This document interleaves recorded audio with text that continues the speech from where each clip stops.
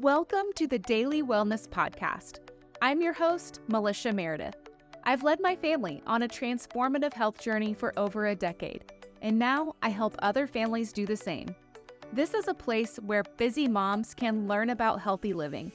I hope that what you learn here helps you feel empowered to take the next step in your family's health journey. Hey, Brianna. Thanks for joining the Daily Wellness Podcast. Thank you for having me. I'm so excited to chat. Yeah, me too. So we're going to talk about airway dentistry. That might be a new topic for some people listening. So we'll get into that and talk about the Toothpillow, which I have taken this directly from the website, but it's something that helps improve breathing, sleep, and overall health, and it's non-surgical. So we're going to talk about that, and that's just for kids right now, right? It's not available for adults Currently, yet. yeah. Okay. Currently, we can treat 3 through 12. And when I say treat, 3 through 12 can submit to see if they're a good candidate for us. Yeah. Doesn't necessarily mean that they are. We're very transparent with, if we need to help guide you somewhere else. But coming very, very soon, teens and adults. So we're excited about Coming soon on the website. So I was like, oh, great. This is exciting. Okay, awesome. So that's where we're going to go with the conversation. But can you just tell us a little bit about yourself and how you got into this work? Yeah, so I've worked in dentistry for 14 years. A majority of that time I was dental assisting and kind of went into office management and kind of followed that route. I was even teaching dental assisting. And around this time, my mom unfortunately passed away, and she passed away from sleep apnea. And she had a really long journey, and we can dive deeper into how that looked for her. But it was just so serendipitous because she passed away, and then like a few months later, a good friend of mine who worked in dentistry that we knew, she's like, "Hey, I'm working for this new company, and we really need someone to watch the doctor's training videos and write a test." So it, like all professions, you have to get continuing education. And if the dental world, if you're doing continuing education and you're watching a video, you have to take a test to like prove you watched it to get the CE. So I was like, yeah, this sweet little side gig. I'm going to watch this training, and I'm teaching dental assisting. So I'm writing tests all the time. And little did I know that it was going to be hours upon hours of airway dentistry. And I'm just learning for the first time in 14 years how the mouth is connected to the airway and the signs, the symptoms to look for. And one of the doctors who actually works for Toothpillow, she was giving a lecture, and she was saying how we really need to help our patients connect the dots, that how we're all connected, and their daytime sleepiness, their headaches, their all of these things, it's all linked back here. And I was just bawling because I was connecting the dots for my mom, but I couldn't call her and tell her. And it was like for the first time, everything made sense. And so I was lucky enough to get a job full time with the company. They make airway appliances for all ages. I worked on their compliance department, so I got to see all of the clinical trials, the before and afters. I just became so passionate about it. And then I got into this beautiful network of all of these phenomenal dentists that are trying to rewrite the narrative and to make this mainstream, because they were just as angry as I was. They've been treating patients for years, and they were not taught this in dental school. They had to pay thousands of dollars to go back to get this training. And they are just on this mission to train up more doctors. But in training the doctors, it just wasn't moving fast enough. And we realized there's 3 huge hurdles for patients to get this care. It's one is access to care. So, for most families, the nearest airway provider or doctor who is up to date is hours away. And the second hurdle is finances. nothing in dentistry is cheap, because it costs the overhead to just keep the lights on is so expensive. So anytime you're sitting in a dental chair, it's going to come with a price tag. So not only is this not accessible, if you're lucky enough to have somebody, there's a chance you couldn't afford it. And then lastly, education. We just need more families knowing about this. So when you go to your dentist and they come in for the exam, they're in there for about 5 minutes, 10 minutes. And to say you have a cavity, okay, we all generally know what a cavity is, why we need to fix that. But to say you have an airway problem, you're going to be like, how? Like, how is my this connected to that? And the doctor really needs a good hour. And unfortunately, they just don't have that. So we're having a really hard time educating these families. And so all of these incredible minds came together and said, they developed Toothpillow, right? They're like, okay, we're going to solve those three huge hurdles. And I'm so proud to say we really have. Hillary Fritch, she's our Montana doctor. Please follow her on Instagram. She's so phenomenal. But now, instead of having families drive 4 hours to see her, she can service all of Montana through our virtual platform.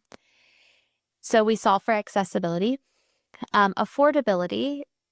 Her price in office is about double the price virtually, rightfully so, because there's this added benefit, right, to go in office and have that hands-on care. But when we take out the brick and mortar and all those additional fees, we can deliver the same exact treatment at half the cost. So we can solve for affordability. And then lastly, education. Our Instagram is overflowing with just resources after resources. And sometimes we are not, Toothpillow is not the answer. Like I mentioned, we can't accept everybody. We do have to refer in office all the time. But we are at least being a value add to them, educating them, and then helping all these other incredible airway dentists and myofunctional therapists and all of the people in this space. Now we're just helping match them with families so they can continue to help. It's an epidemic. There's a reason why everyone needs braces, right? Like, to meet somebody who grows up to be an adult who has all 32 teeth, meaning their wisdom teeth, had no need for braces, and is overall healthy, it's like that does not happen anymore. So it is truly an epidemic, and we need everybody. Like, there's more people to help than there are, so we're just fighting to get out there and to help as many kiddos as we can, and hopefully in the future be able to also help teens, adults, babies. Hi, friends. I want to tell you about a new resource. Did you know that breast cancer is a problem? Of course you do, because 1 in 8 women will receive a breast cancer diagnosis. And we all know someone personally who's been affected by this. I started taking this pretty seriously a few years ago when I decided that I really wanted to come up with a breast health plan for myself.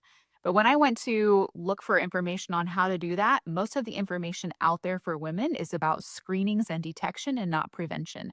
Knowing what I know about health, I knew that there had to be a way that I could really make my body resistant to disease and make my breast resistant to disease. After years of research, asking questions, learning, come to find out there actually is a lot that we can do as women to be proactive and pursue breast health 365 days a year. So I have decided to put this information into a guide because I really just don't see people talking about this. And I think women deserve to know the things that we can do that will really impact our health and reduce our risk of diagnosis. We talk about all kinds of things, and I get into over 30 pages worth of tips and practical things that you can be doing in your life that will really make a difference. And I really think that this can not just make a difference for you, but make a difference for the future generations of women in your family. If you want to learn more about this, it's called the 365 Breast Health Guide. You can get the link in the show notes, or you can go to dailywellnesscommunity.com. Yeah, I love that. I'm sorry about your mom. Thank you for sharing that part of your story. It's kind of unusual to hear that someone has passed away because of sleep apnea, I think. At Yeah. least To me, I mean, I don't hear that very often. Is that an uncommon thing? Yeah, so typically on the death certificate, that's not what it says. It has like heart failure, a different thing, but I can tell you her specific story. So when I was 8, she got fired from her job because she fell asleep at work. And then also she would often fall asleep driving. So I had to always sit up front. Like at 8, I sat up front because I had to be able to catch the wheel if she fell asleep.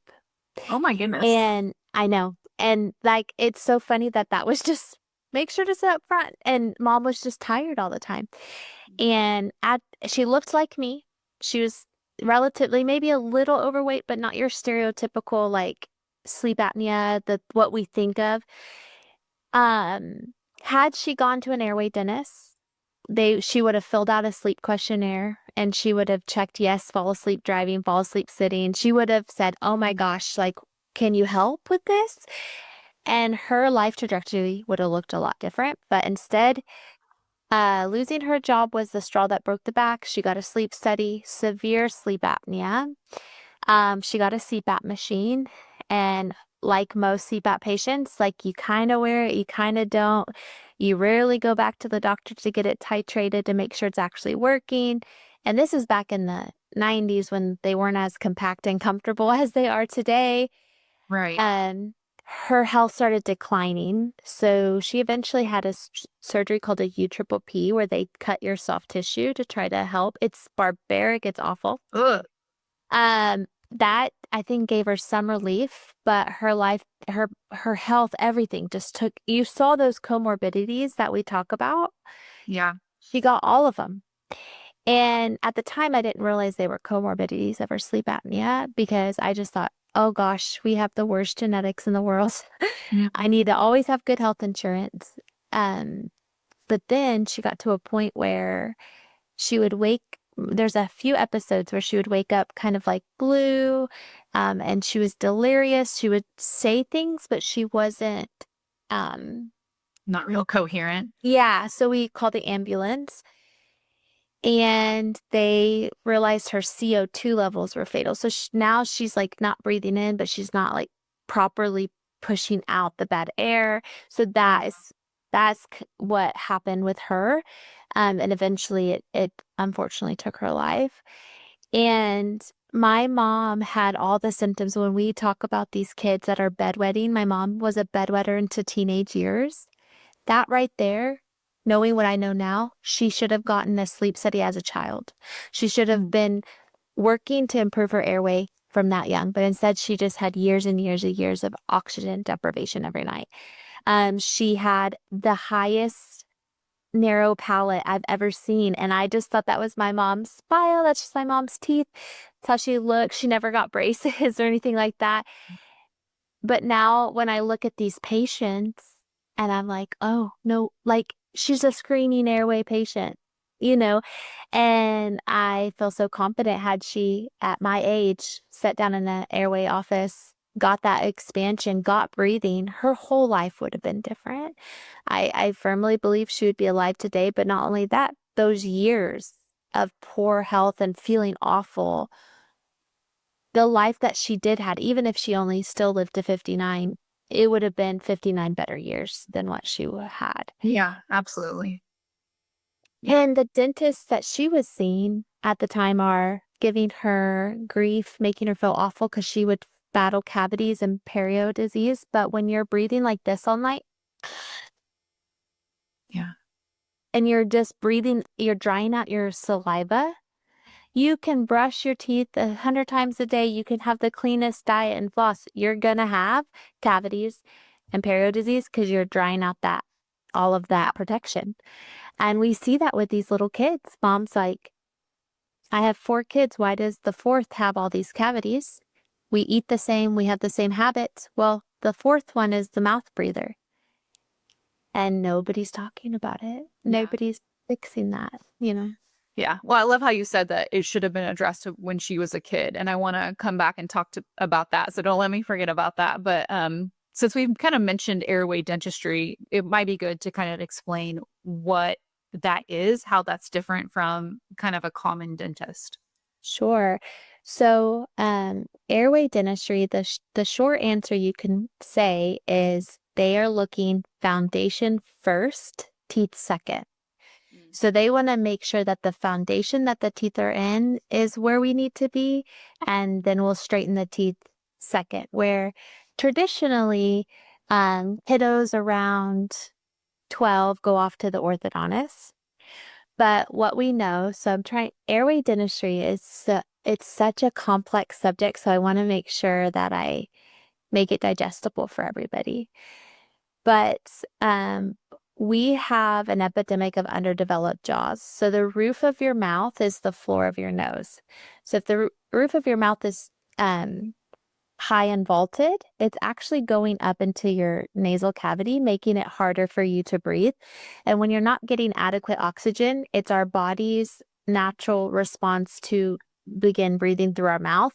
And in a child, that when our mouth is open, we're now pulling the forces down. So we're going to grow down instead of out.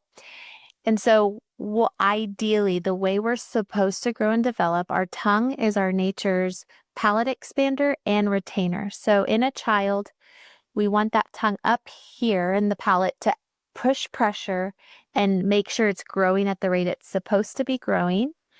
And then it's also going to drop like this. So we have nice nasal passages. And so when it's pushing here, it's adding the growth, but also it's suction. So at night, it's keeping it out of our airway. Well, what happens is we have a lot of tongue ties that go undiagnosed. So if the tongue can't, if it's tied down, it can't do it. So then at night, instead of being suctioned and held out of the airway, it's going to fall back into the airway, causing us to mouth breathe, have poor sleep. And it's also not going to push that pressure to get the jaw to grow. And what we see, and let's use little 5-year-olds, they should have a nickel-sized space between every tooth, every single baby tooth. That means that they're ideal growth and development. Our adult teeth are double the size of the baby teeth, so that helps us to know that this child's growing correctly. Nowadays, not only do we see no spacing, we see crowding. So that 5-year-old has the jaw of a 2-year-old. The tongue is the size of a 5-year-old, but the jaw is the size of a 2-year-old, so it has nowhere to go. It impedes the airway, and then we have this epidemic of little kiddos mouth breathing. So with airway dentistry, they want to focus on the airways first, making sure we have these nice, big, wide palates. We're intervening early. We're not waiting till a child's 12 to send them off to orthodontists when that suture is fused, 94+% of our development is done, and it's a lot harder to move things. Thankfully, this practice is almost eradicated, but unfortunately, it is still pretty common for a lot of orthodontists. You have a 12-year-old with the jaws the size of an 8-year-old. So instead of expanding that palate, we just pull healthy adult teeth and shove everything back, making that airway even smaller. And you have a child that grows up to have, a slew of health problems. And so again, going back to what is airway dentistry, it's a group of dentists who have gone to continuing education, pour tons of hours into learning, and our foundation focus, root cause focus, even down to dentistry itself. When you have patients that are grinding and you're doing all this beautiful dentistry, but the patient ruins it because they grind and crack their teeth and the foundation wasn't set first. So it's almost like a waste. You're just chasing problems when you don't get to the root cause. So in summary, I would say airway dentistry is root cause, like getting to the foundation. Yeah, I love that. Do they know why so many kids are developing small jaws, or that mouth development is just not the way it should be? Yeah, so there's a few main culprits. The first one being breastfeeding. So we airway dentists, we are a huge advocate of breastfeeding, prolonged breastfeeding. Believe it or not, 3, even up to 5 years old. We love that because That's the very first foundation. The muscles grow the face. So when that baby is forced to nurse and work hard, they're going to use those muscles. Their tongue is going to work properly. And in our culture today, we don't see a lot of that. Myself, I have two boys, and we had two awful breastfeeding journeys. It was devastating. I still have guilt about it. Oh. Mom guilt. It's hard. And I had to go back to work. I was working in the office, and I even tried pumping, but again, that's bottles. So we want to make sure that breastfeeding is, it happens. And if not, we have the right options for bottles. But then the second part of that is our soft food diets. So if you look at tribes in like Alaska that are very untouched by Western culture, guess what? Their sweet little babies have big, beautiful arches, and they have little to no occurrence for needs of braces because they don't have blenders and purees. So when their babies are starting to wean, they're chewing on meat and they're having to use these muscles. I love seeing a baby with a big old carrot because we want to use and work those muscles. But in our modern culture now, we have melt in your mouth, puffs. We blend everything up. And even into adulthood, like we're eating a lot of soft foods. And not even the soft food, but the nutrition level of the foods is a factor. So breastfeeding, soft food diet, and then just generations now, right? Because if you look at skulls from 400 years ago plus, they have their teeth are straight.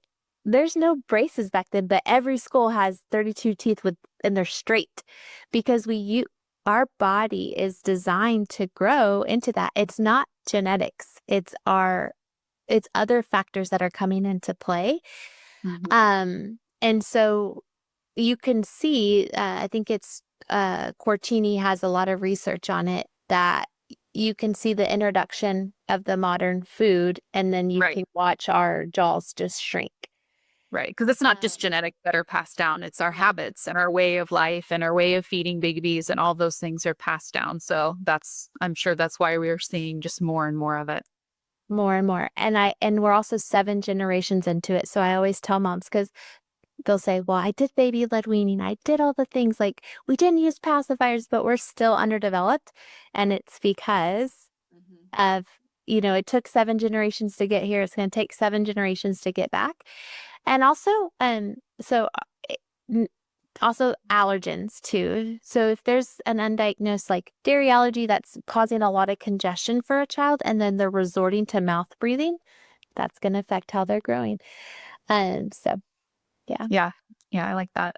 This really overlaps with a lot of like the Weston A. Price research and 100%. Yeah, educational material. There's tons of stuff out there about the exact same findings that you're talking about. The diet and nutrients and the way babies and children eat and things like that, and how that affects mouth development. So that's very interesting. Yeah, I can definitely see what you're talking, because as you're talking, I'm like thinking about all the little babies and kids that I know and my kids growing up. And you're right, you just don't see a lot of like gappy toothed children, right? Yeah, so I do think that that's pretty common. But it's interesting that I told you kind of before we started the recording that I am seeing more and more airway dentistry being talked about. Probably because I'm just really invested in the health and wellness world. So I love that it's coming out more. But maybe one thing we could take away from this conversation is to try and find a dentist who is asking these questions, right? Yeah. Yeah, and don't be afraid to, if you have a dentist you go to and they haven't maybe introduced that, ask them about that, because I would love to encourage dentists to kind of go out and start doing it as well. And I can definitely give your listeners some green flags. Like, these are some green flags if you're looking for an airway dentist, because we are so excited it's becoming buzzword, or like it's a buzzword. It's kind of all the rage with mouth taping. So excited.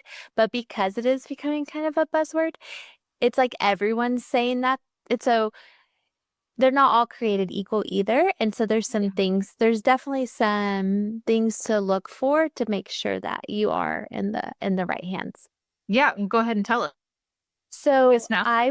Yeah, yeah. So if you go to the dentist and they are just asking about your sleep, that is a huge green flag. And again, going back to my mom, she would have been so thrilled. We go to the dentist way more frequently than we go to any other doctor. So it's actually the ADA now requires, or, dentists, this was in 2017, to screen their patients for sleep apnea.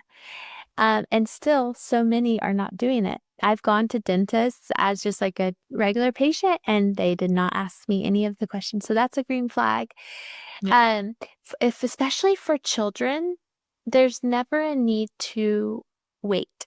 So if you're being told like, yes, I'm seeing these red flags, let's wait till they're 8, let's wait till they're that's a red flag for me, because there's so many things we can start doing today, as simple as nasal hygiene.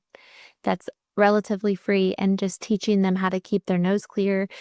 There's stuff we can do today. Um, Having a big green flag is when they're very collaborative. So airway dentistry is not an island alone. We need to be working with myofunctional therapists. We need to be working with ENTs. We need to be working with craniosacral therapists. There's a lot of other players to tag in.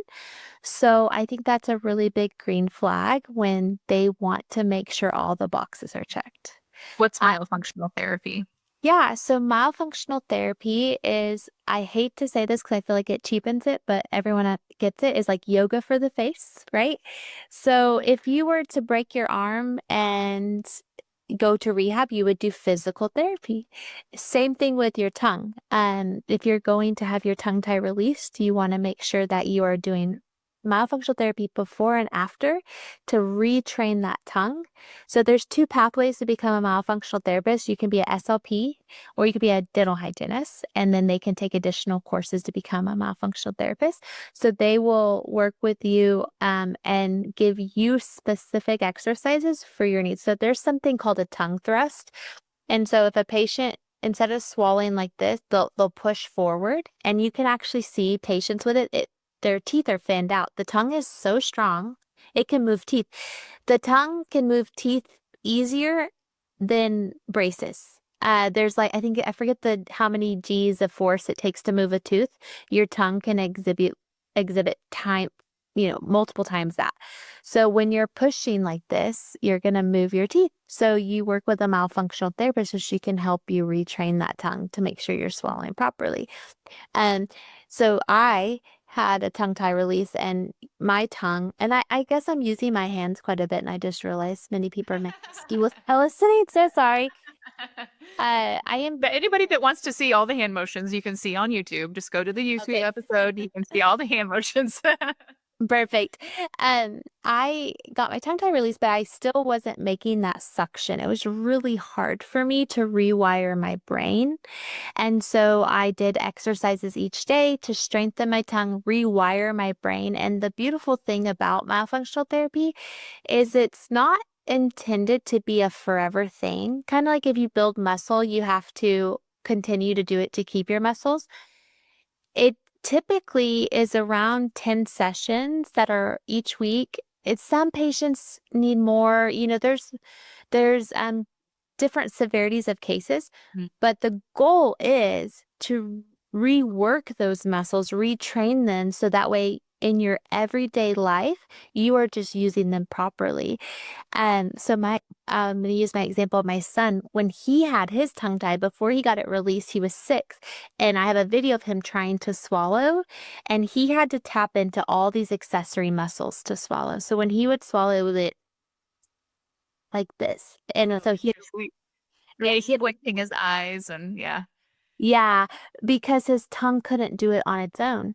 And now when he swallows, he can use the tongue properly. And so forever now, as he's growing, going through these growth spurts, his tongue is working properly, aiding in his growth and development. Yeah. So What's that's why. the relationship between your tongue tie and your airway?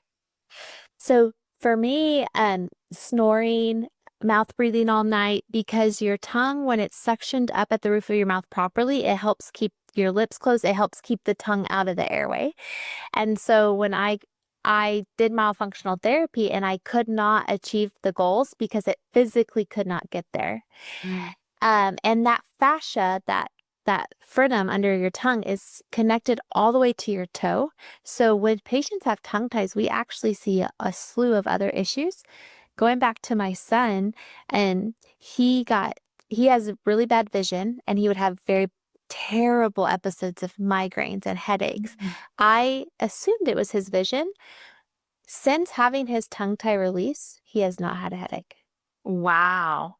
And I know that for a fact because his headaches were so severe that it was an episode. Like we were laying on the couch and bringing him, like it was very severe.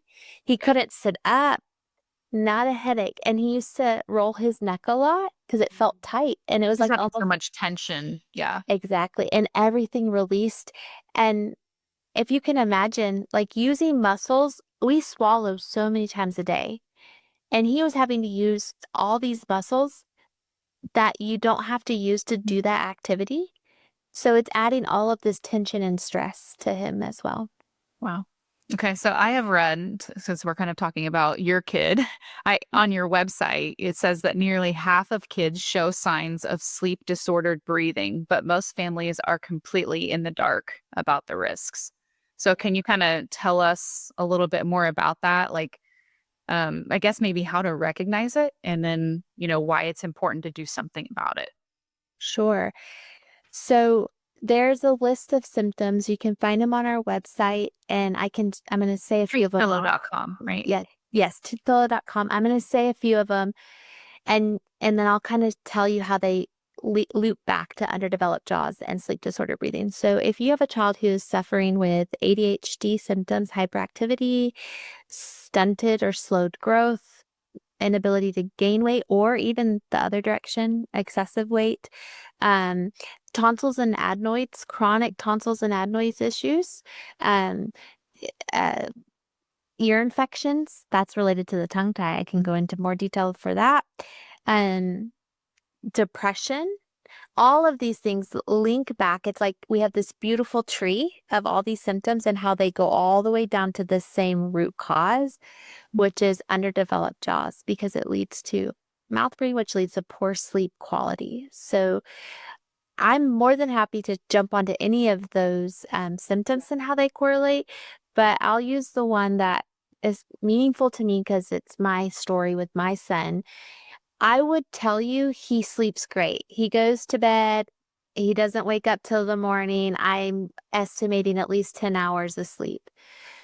But quantity does not equal quality. And when I would wake him up, he would be twisted in the sheets on the floor, sweating. He would wake up tired and angry, look like he was wrestling a bear all night. And then we'd have the whole morning hustle was awful and he would struggle at school. So what was happening was before he got into treatment, that tongue was not trained. It was falling in the back of his throat, causing an obstruction. So his body says, roll over, get in a better position. We are not breathing well. It's putting him in fight or flight, raising his cortisol levels, and it's fragmenting his sleep because his body doesn't know, oh, it's my tongue falling back versus somebody smothering me, right? So he's wrestling. So if you That's yeah. Yeah. So if you're looking at his sleep study, it's fragmented all night. So he's not dipping into that restful, restorative REM sleep. And essentially he's tired. So if you think postpartum, you're crying over things you don't normally cry about, you're angry, you're having a hard time getting through the day. And that's what's happening to these kids. We think they're sleeping, but they're not. And then they're showing ADHD symptoms. ADHD and sleep deprivation and sleep disordered breathing have identical symptoms. So I was getting call after call from the school, get him into Toothpillow. 6 weeks in, his jaw's being held in the ideal position, his tongue's working. I remember so vividly walking into the room. He's at the head of the bed. He's cool to the touch. He's breathing quietly through his nose. He's peaceful. He's waking up easier. And now he's just thriving throughout the day because he's actually getting into restorative sleep. He became this new kid. And what's sad to me is a sleep study is not required before putting a child on ADHD medication. And in Dr. Callie's office, if she sees a child with ADHD, she sleep studies them, and it's almost 100% that they all come back with sleep disordered breathing. And I know parents are desperate, so I'm not like shaming a parent to put a child on medication. I know, I remember how I felt like I was willing to do anything to help my child. But I'm so grateful that we looked into this first, because it's not what he needed. Maybe if we would have went that route, he would have been subdued. He would have sit still for you, but he was not going to be a good learner. He's not going to retain his information because his little brain is so tired. So even if a child has this diagnosis, they should always get a sleep study. Always. I think it should be required by Yeah, it makes sense. Yeah. Yeah. Wow, there's a million things we could talk about in what you just said. Yeah. Very, very interesting. Another little symptom that I wrote down is like dark circles under the eyes. The venous pooling. Yeah. Mm-hmm. Yeah, and the snoring is a big thing. Oh yeah. Snoring is the sound of suffocation. And I'm being so dramatic, but if somebody is snoring, they're not getting oxygen. Like if you were to put their little pulse ox on their finger to see their oxygen level. And we often say, like, so many parents will like take cute videos of their little baby snoring with their mouth wide open, saying it's so cute. And to me, I'm like, it's not. It's a big red flag. Grinding their teeth. And grinding is our body is so incredible, always wants to protect itself. We grind to jut our lower jaw forward to open our airway. There's a really great study in adult sleep apnea patients that also had bruxism or tooth grinders. It was 100% alleviated when they got on CPAP. So we know that the grinding was just their body's way of trying to get more oxygen. And so if you have a child who's grinding their teeth, if you're an adult who is grinding your teeth, you need a sleep study. Because we've been told, oh, it's just stress. What is a little 5-year-old stressed about? Right. They're not stressed. They're trying to open the airway. And I saw you nodding your head too about the tonsils and adenoids. So I'm happy to. Yes. Oh my gosh, I want to talk about that because I had one kid with their adenoids removed. I mean, I grew up I had tonsillitis is what the doctor called it, like recurring tonsillitis all through high school. Had no idea about any of this. They didn't remove my tonsils, which I'm kind of surprised they did it. But I did have a kid that had his adenoids removed. And then like right after that, I saw stuff about like it being related to sleep issues. And I was like, oh man, like we maybe could have worked on this a different way. So I wish that I would have, heard about it sooner. But yeah, what do we need to know about like enlarged tonsils and adenoids? Yeah, so we do get into this weird circle, and like once one starts, it makes the other worse, and then it becomes chicken and the egg and all of that. But what I can tell you is when you have a high vaulted palate or you're underdeveloped, so again, it makes that triangle impedes your nasal passages. So our nose is our nature's N95. When we breathe through our nose, the air is warmed, it's humidified, it's mixed with nitric oxide, and it's filtered through our nose hairs. And so we deliver this beautiful oxygen to our lungs the way it was supposed to. Mouth breathing is rescue breathing. We should be obligate nasal breathers. But now if you have a small, narrow palate and your body is not liking how the volume of oxygen it's getting through its nose, we're going to rescue breathe. We're going to breathe through our mouth, but we're now just getting that air directly to our secondary line of defense, our tonsils and adenoids. So when we're constantly just breathing in this dirty air that's not filtered and humidified and warm to go nicely past them, going directly, irritating them, they're going to swell up, which makes it even harder now to breathe through our nose. And that's why I was saying we get to this like chicken and egg situation. When it comes to kids, I've seen time and time again when we can just get a guide in their mouth, help redirect that breathing.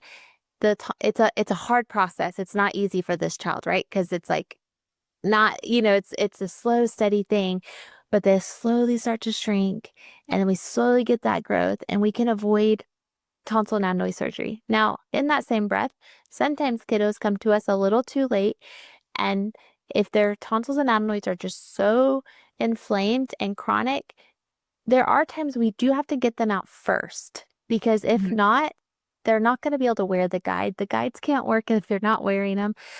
We Most importantly, we need that child breathing. And so I do tell moms sometimes we do have to start here. But the thing is, if we don't still address the root cause, they're going to come back. You're going to still have issues.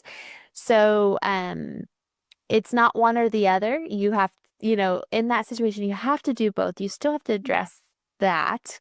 But I often tell moms, like, let's try it first. Because if you can avoid surgery, let's try this first, because I've seen it work so many times. But I also like to tell parents that if your tonsils are kissing and that child cannot breathe, and a really good test I tell parents is, can your child comfortably sit on the couch and breathe through their nose for 5 minutes? If they can tolerate that, then let's start here. Let's start with Mhm. the guide. But if they struggle to even make it through that, then maybe we see the ENT first. Okay, that's good to know. So sometimes it might still be necessary, but yeah, if they're having issues getting um, getting that airway looked at, could really be an early intervention for keeping your tonsils in your adenoids, right? Okay, I say there's no harm in trying it first. It's a very gentle first approach. yeah, I love this whole conversation because just like I talk about with my integrative dentist, like we have such a weird view of like dental and oral health in our country where we see it as such a separate thing. I think like, because we have separate dental insurance, like that doesn't help with our mindset, and we go to like a doctor just for our mouth. I don't know. Sometimes it's hard to see everything integrated as it truly is. And so this is just really awesome to hear you like connect all of the dots for us. I love it. Yeah. Are some do you find that some dentists are resistant to that? Like resistant to change, resistant to kind of Oh, admitting for this is sure. an issue? Yeah. Yeah, for sure. And a lot of times when a dentist like questions the appliances or, different it's just because they don't know. Mhm. And there are definitely stubborn, ones that are stuck in the past, and that they have no desire to pivot or change. I think back to when dentistry first introduced tooth-colored fillings, and Mhm. there were a ton that didn't wanna change. They liked the silver Yeah. fillings because that's what they had used for many years, and, um, but I feel like, yes, so there for sure are ones that just haven't got on board yet, and that's kind of our mission to help, and it costs a lot. It costs money, it costs time, it costs energy to go back and learn something new. And I often tell people too, when a dentist goes to training, they have to shut their practice down. And that's Yeah. like a huge expense. And not only that, even if a dentist gets on board and is all gung ho about all this new stuff they're learning, they have to now get their staff on board, which is not easy. And so they just kind of get stuck happy doing their bread and butter dentistry. And yeah, I think that most of them are great dentists. They just don't know yet. They just haven't gotten on board. Yeah. I'm kind of thinking through my son's situation. We went to a just common dentist for many years. It was probably like I would say probably 4 years ago when we really started transitioning to more of an integrative, holistic dentist. And but before that, it's just what you said. Like they would look at their teeth and like, oh, we might need to think about orthodontics, but we're going to wait until, they get all of their adult teeth till they're a little bit older and we'll see how their mouth looks at that point. And then we'll see, if they need any orthodontic type treatment. And then that same kid that had the adenoids removed, they did recommend that he had braces and his teeth were crooked. And I knew that he mouth breathed, just because you check on your kids at night and I could hear Mhm. him mouth breathing sometimes. So like he had so many signs and symptoms of airway issues that I just was not educated on, and didn't know how to really help him the best. But when they did his braces, they did an upper palate expander, which I'm thankful they did that instead of removing teeth. Yes. Yeah. And it has helped. Maybe as I'm talking to you, I'm like, maybe we should just revisit it and like have some additional like consultation on his mouth. How old is But he now? he's 16.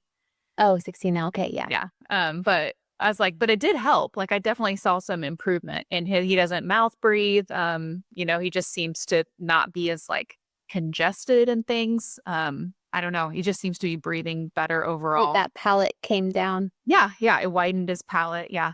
And so there's two things. So we love expanders. We have our doctors are very passionate about a protocol of an upper and a lower expander. And that they're so great because we get that space.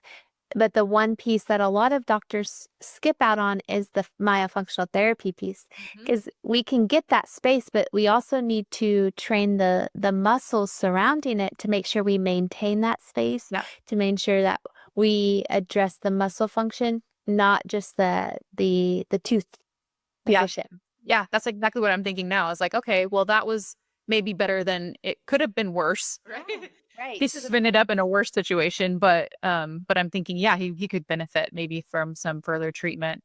So yeah, just really interesting to think about. I'm sure all the moms listening are like thinking about their kids, like, I know. Or themselves. who's tired, who has ADHD. Yeah.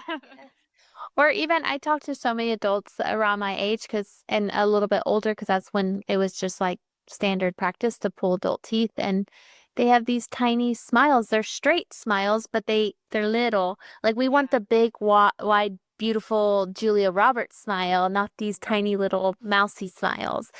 And yeah, and so it's really cool to see like there is options. People always say, well, what about adults? Is it too late for me? No, I reach out to us. We have so many incredible adult providers. Yeah. The thing is with adults, it's just a lot harder and more expensive. That's just the bummer part of it all. It's all with kids, because they're still growing. We get their growth spurts in addition to that. So it's just so much easier for kids. That's why we love this 3 to 12 age. Right. Even better 3 to 7. After 8, it gets dicey, which, like I mentioned, we do have to just refer a good handful of kiddos for expanders first, because we're just not confident they can get enough growth with a guide. Yep. Which that's why I love Toothpillow, because it is this great resource and for families, because from your home, you can take 6 photos, answer some questions, and you're going to get feedback from not only one, but 2 airway providers. So when you submit to Toothpillow, Dr. Ben Moralia, it does the initial review, and he is the one that will decide if this patient is a good candidate for Toothpillow or if they need expanders first. And so even if you submit to us, we're not going to just accept everybody. If you need expanders, we'll help match you with the closest provider. Sometimes that's easier said than others because of where they live, but we do our best. If they are approved, they go over to their state provider, who is a dentist that works in a practice brick and mortar, but can now see you virtually, and they'll do a full exam evaluation. And if Toothpillow is a good fit, we'll oversee care for 2 years for that patient. Yeah, I love that. Okay. So right now the Toothpillow is for 3 to 12, right?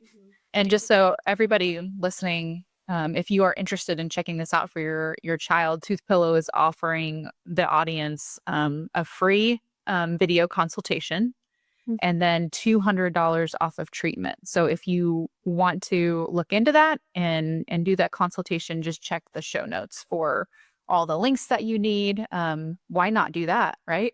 Like that's very generous. So thank you for that.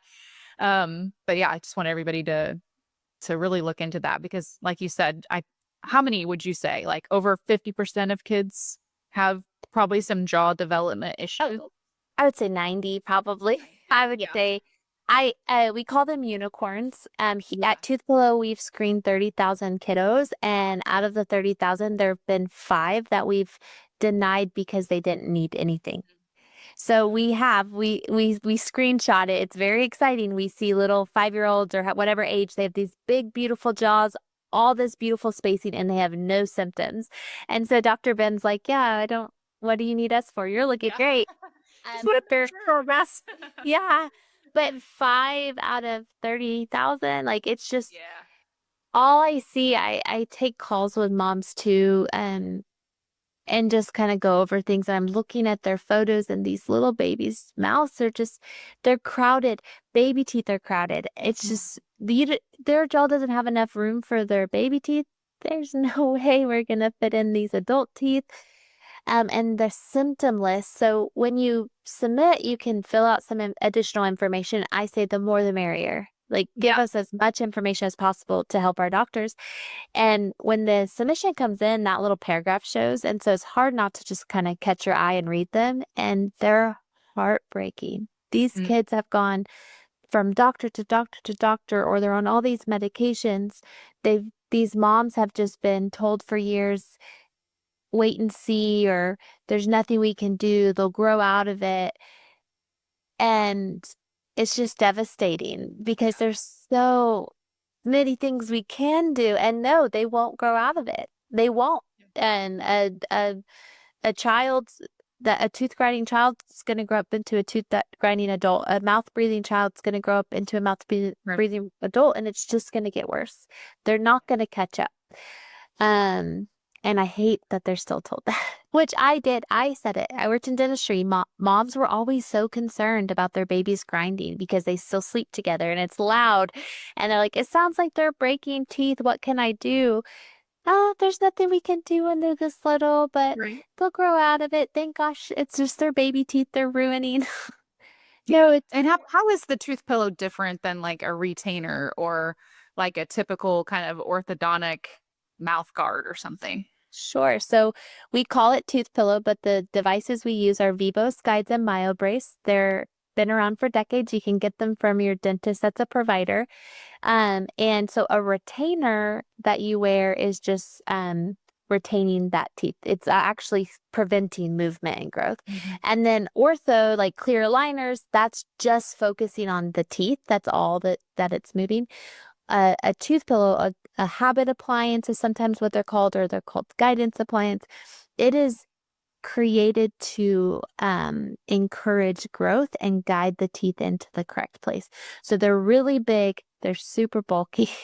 So as you can imagine, sometimes it can be pretty tricky to get your kiddos to wear them, but it's worth all of the fight and effort because they're designed. They look simplistic, but the design is incredible. It has a tongue ramp to keep the tongue up, and a tongue tab to teach it how to swallow. It forces a proper swallow. So a lot of times kids that have an improper swallow will try to spit it out every time they swallow because it's retraining that tongue. It has flanges over the lips, so that way it keeps the cheek muscles off. So what we see in a lot of kids, instead of our teeth being upright, they're tilted in like this. And the reason for that is because the cheeks push pressure and it pushes the teeth in. The tongue is supposed to counter that pressure by pushing on the palate to keep the teeth upright and encourage this growth. But if the tongue's not there, the cheek muscles always win. And so we see these kids when they do their update photos, their little teeth are uprighting. And then that's phase 1 is all about habits and muscles. When they go into phase 2 of Toothpillow, that's the tooth focus appliance. So it's more trimmer and it's designed to help guide those adult teeth as they come into the proper position. So it's really cool. Instead of letting them come in crooked and we force them straight, we're guiding them as they're coming in. So like my son's bottom teeth were trying to come in like this, and then his little bumper of a guide just helped get them straight. Yeah. Okay. One kind of symptom that you touched on that we haven't really dove into that I want to just highlight before we wrap up is the whole, you said depression in one of your things. And so is that something we should also look for too, like mood, hormonal issues, kind of like depressive type tendencies? Is that something that's connected to airway issues?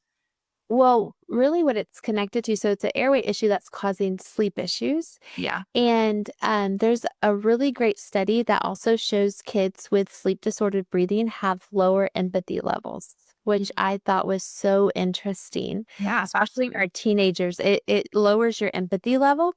And so anytime we're not getting into that good quality sleep, it's going to affect that as well. And also, there's a really great, I need to just find all these articles and send them to you because I'm not going to do as beautiful of a job as connecting the dots for you. But Well, that makes, I mean, if I don't sleep well, I'm going to be grumpy. yes, I'm not exactly. going to like tolerate other people's, moods either very well, like I And can totally see how that connects. And also just look into your child's sleep because, I mean, we have moms that and dads that are trying their best to, start limiting screen time near the end of the day, not letting them go to bed with their phones and things like that. Really making sure they're setting their child up for a good night's rest. But I can't express enough that just because your child goes to sleep and sleeps for 8+ hours does not mean that they're getting good sleep. Because I hear parents, like, if their child is having issues with depression and they're really struggling with their emotions, sleep is always going to be a question. Well, how's their sleep? And parents will often say it's great. Like, oh, yeah, they're good sleepers. They sleep probably too much. Well, if your teenager's still needing that nap during the day and they're like wanting to lay around, a sleep study is just such a non-invasive thing. Most of our airway doctors offer them at home. It's a little ring. Let's just look into their sleep. And if they're having sleep issues, we want to correct it, Yeah. and get that going too. Yeah. I totally talk about that a lot. And, talking about health and wellness, how important sleep is for the restoration and recovery of even down to the cellular level. Like we need good deep sleep to make that. Oh, my phone. We need good deep sleep to make that happen. So Just I do think that's super important, not just thinking about sleep hygiene, like a black room and, pull over and cold temperature. Yeah. Like all that's great. But we need to be thinking about how we're breathing when we sleep and how that's affecting us. and it should be peaceful and it should be quiet. Um, and if you have a child that tosses and turns, wakes up with crazy bedhead like this, rolling a lot, all of it red flags. Restless legs, red flag. All of that we want to look into and kind of investigate. Awesome. This was amazing. Like so much good information. I'm going to make sure everybody has the links in the show notes to go and learn more. I mean, you have great pictures on the website too, so people can really get an idea of what the tooth pillow is and what it looks like and things like that. So definitely encourage parents to do that. And our Instagram too, I always. Yes, I know. I was like watching the Instagram the other day and I was like reel after reel. It's like, this is just, everybody needs to be learning this. Yeah. Any other encouragement for parents as we wrap up? Um, my encouragement for parents is, it's so easy to beat ourselves up or feel like, oh, we did something wrong. That's why we're in this situation. That's not it at all. And also you just don't know what you don't know until you know it. And if you have a child within that age bracket, please just submit them to us because regardless if they're a good candidate for Toothpillow or not, we're going to help you, guide you in the right next steps. And it's just such valuable information you can have. And don't settle. Don't settle for being told that they'll grow out of it or wait and see or it's not a big deal because it is. Yeah. And pay attention to your own airway issues too. Yes. Yes. Yes. Yeah. Thank you, Brianna. Appreciate you. Welcome. Yeah. Thank you. Thanks for listening to today's episode on the Daily Wellness Podcast. We hope that you found it helpful for your own wellness journey. And if so, we'd love for you to leave a review. Then come back and listen for review shoutouts on upcoming episodes. For more information, check out the show notes and connect with us on our website, dailywellnesscommunity.com.